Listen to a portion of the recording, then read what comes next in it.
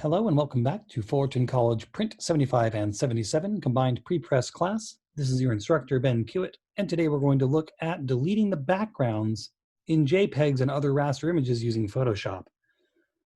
We're going to use this image, which some of you saw in our live meetup this week, to demonstrate a couple methods and which one I really do prefer, having learned many.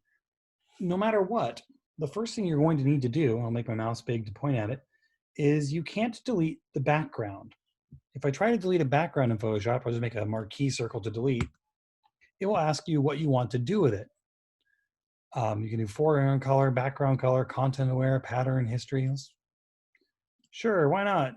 Look, it's full of leaves. It's weird. Anyways, you can't delete if your image is called the background. The background is like the earth.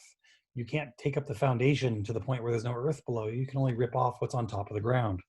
So to be able to work with this, all you have to do is change the name. If you double click on background and change the name to layer 0, then the same move actually does delete. And you can see that checkerboard that shows transparency. In case you guys are new to Photoshop or you need a refresher, whenever you see this gray and white checkerboard in the background that doesn't seem to scale no matter how much you zoom in or out, the dots always stay the same size on it, that checkerboard is telling you that there's nothing there. That lets you know that there is in fact a hole through your picture into whatever's behind it. That is good. The end goal in terms of this hole that I just made is to make it so that the entire picture is empty and devoid of any content at all except for the blimp itself. So let me show you a couple methods that I know of that gets rid of this. The fast and dirty ones that I learned first growing up are the eraser tool and also the magic wand tool for deletion. The eraser tool is like a brush that you can use with your mouse, or if you were lucky enough to have a tablet type system, you can use that to draw it. You have the same controls you would have for brushes in Photoshop, which means you can choose how big it is, how hard it is. If you reduce the hardness, that means you have soft, fuzzy, airbrushy edges, as opposed to hard, solid. Full hardness means you have a crisp edge to the circle of the brush. You can zoom in as much as you need, make the brush as big or as small as you need, and you would simply trace along the edge and erase the part you don't want. There's also a special tool they developed for people who like it called the background eraser tool. On this one, you'll choose by holding down Option or Alt if you're a PC user, click the color you want to erase, and then you erase, and it removes that color from the image. As you can see, this has mixed results here because there is some of that blue color reflected in the silver of the blimp, which means the silver portion will be somewhat semi-transparent. You'll be able to see through it a little bit. But for things like when you have a yellow object that does not reflect any blue, which is technically speaking what makes it yellow in the first place, you get a good crisp edge for the most part. So that's the background eraser tool compared to the regular eraser tool. We're going to do something at the end to make a spectacular show of what we were able to do. The next thing you can use is the magic wand tool. This is one of everybody's favorite tools in Photoshop, and it can be useful, although my impression of it and my opinion of it, I don't have a graph to show you. The graph of my opinion of it started out really high, and then as I became better at Photoshop and design, my opinion of the magic wand tool goes down, down, down, down, down, down, down. I don't like it very much at all now. I'll show you why. The magic wand tool selects, you see up here at the top, the tolerance. And depending on how much tolerance you have is how similar the pixels you're going to select are. So it's a pixel selection tool. I'll zoom in so you can see the grid of down here. You see that even what looks like a solid blue sky is in fact made up of lots of individual values of blue that are all slightly different. So if they're within 10% of the same color, numerically speaking, from how the computer sees the colors, I click and it makes you can now see my marching ants here around the edge, a selection of all the colors that are contained that touch each other that are similar. And when you look along the blimp, it's mostly good, although you see some weird bumps here and there, especially on a JPEG. We'll talk about that later this semester. We'll really get into the details of JPEGery and exactly what it does and how it generates your image. So if we hit delete now, you can see that it takes away the blue, but only the blue that was similar enough. Even in the sky itself, which we all think of as being this homogeneous blue, there are these pockets of other colors from clouds or other things, or even just JPEG compression artifacts that make the sky not all select. So best case scenario, you'd still have to go through here with a marquee tool and like select sections and delete them to get them out of there. So let's move on now to, ooh, I didn't leave much left to this, did I? There's another method I can show you up here, although in the other method works very much the same way as the eraser. And this method is making a masking layer.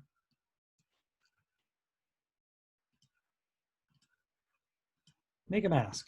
A mask uses a brush. Oh, that's right.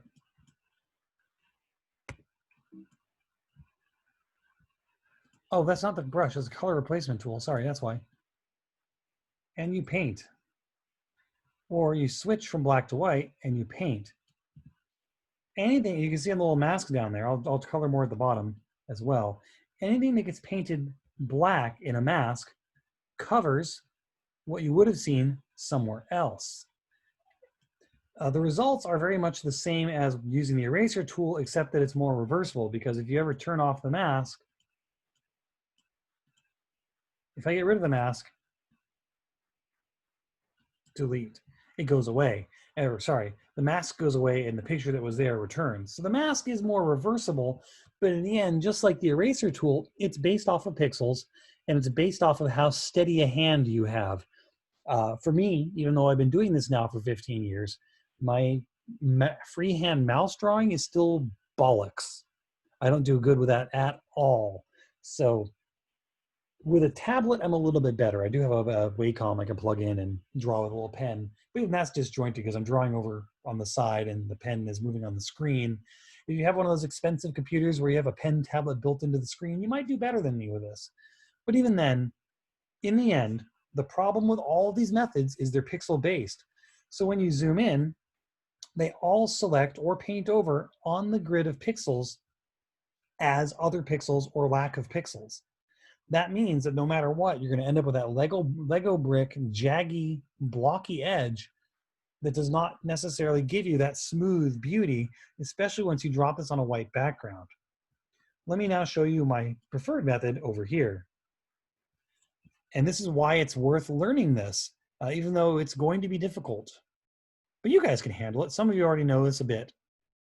This is called the Bezier. We're going to use Bezier curves, and this is the pen tool. They have other versions of it out there, but I don't trust them all the same. The pen tool is the way to do this. Let me show you what it can do on this blimp. First off, basic controls. We'll go into maybe the second video will be the controls of how to use it. So anyways, you click a point to start, and I'm going to simplify just to show how easy this can be. And I'm going to click an endpoint up here, and it draws a line between my points. Some people do this a bit more all at once than I do. I'm going to go back. Oops, I messed up on that one. Haha, let's start over. Start a point there and a point here. And I pull on this handle, and the handle moves to make the curve different between the 2 points. It's kind of like adding gravity on a line if you guys have taken physics classes. This is very much like trajectory physics of thrown or shot objects and which direction they go.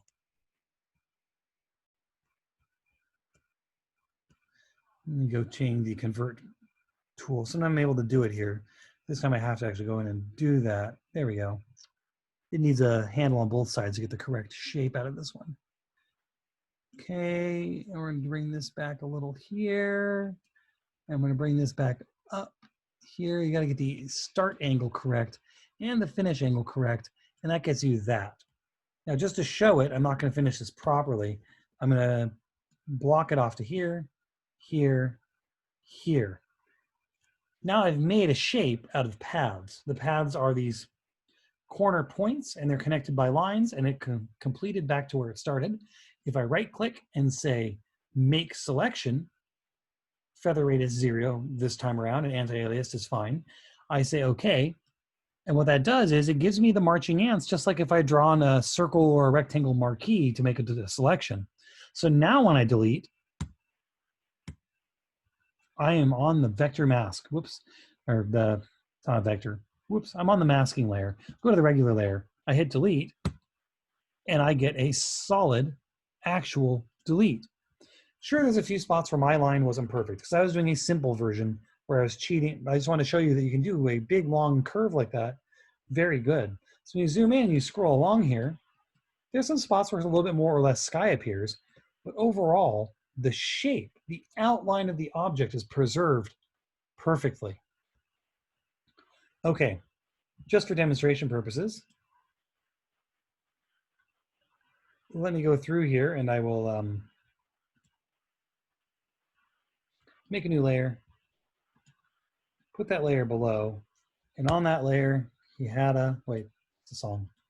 Put a white backdrop in, and you can now see with a white background, what does it look like? You see you have a much cleaner line, even though the color's a little wonky with some of the blue showing. I would posit that this section still looks better than this section here with all this ragged edge to it. Up here, let's imagine we actually cut this picture out of a magazine or something like you do in kindergarten to make collages. So if we're making a collage, we cut this out of a magazine. Up here, I've cut it with a single precision swipe with a surgical X-Acto blade. Down here, I've torn at it. It both cuts it out, but I mean, look at the bottom of the cab here. I could do better with this. So you can see the difference on here now. This will be it for this first video. On the second one, I'll get a little bit more into the controls and how you actually drive the pen tool. This was just establishing that it is the right tool to use to do this job. Thanks for watching and stay tuned for the next video.